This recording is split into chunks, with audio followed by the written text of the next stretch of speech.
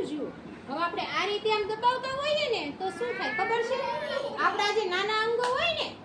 નાની આંગળીઓ ને બધી એનો વિકાસ થાય એની કસરત થાય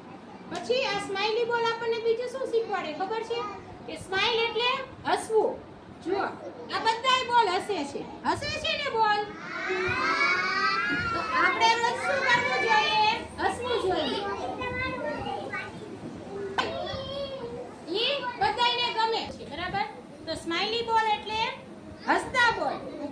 હસે છે તો આ બોલ થી આપણને શું શીખવા મળે કે આપણે રોજ હસવું જોઈએ જો આને આમ ઊંધો કરી નાખીએ